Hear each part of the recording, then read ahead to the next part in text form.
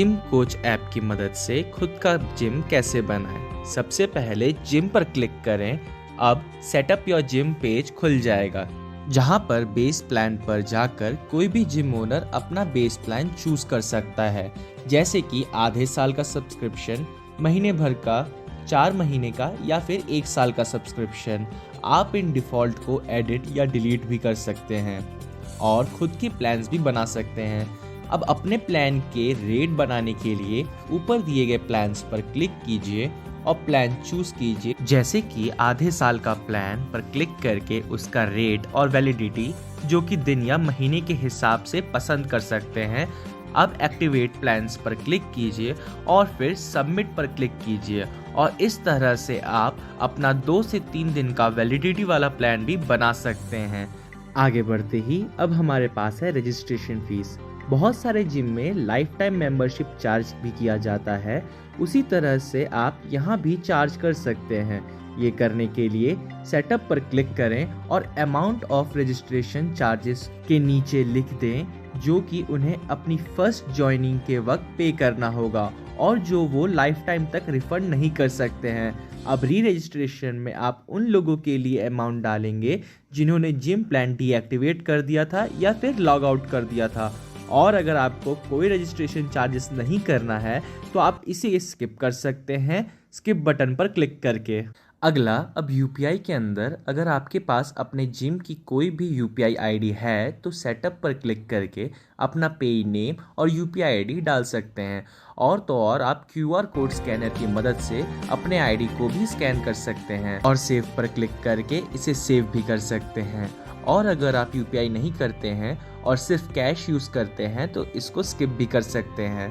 पर UPI ID का फायदा यह होता है, जब भी आपका कस्टमर कोई भी बेस प्लान परचेज करना चाहता है तो आपकी यूपीआई आईडी अवेलेबल होगी।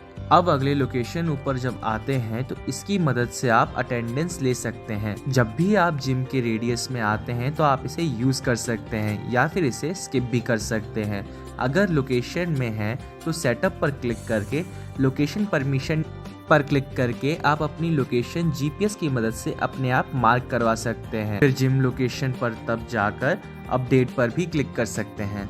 अब अगले बैच के अंदर आप अपना अलग अलग बैच क्रिएट कर सकते हैं, जैसे कि सुबह, दोपहर, शाम का या फिर और भी तरह के।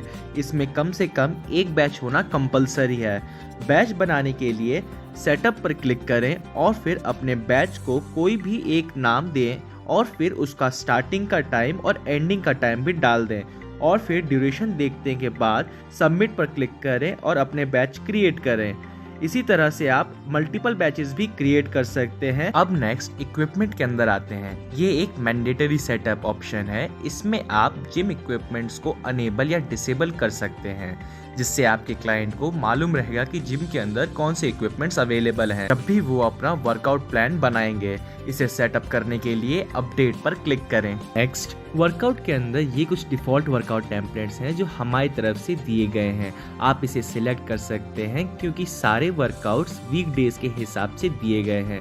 अगर आपको ये डिफ़ॉल्ट टेम्पलेट्स चाहिए तो आप इस प्लान पर क्लिक करें और सबमिट बटन पर क्लिक कर सकते हैं। अगर आपको ये डिफ़ॉल्ट प्लान्स नहीं चाहिए तो आप पीछे जा सकते हैं स्किप बटन पर क्लिक करके।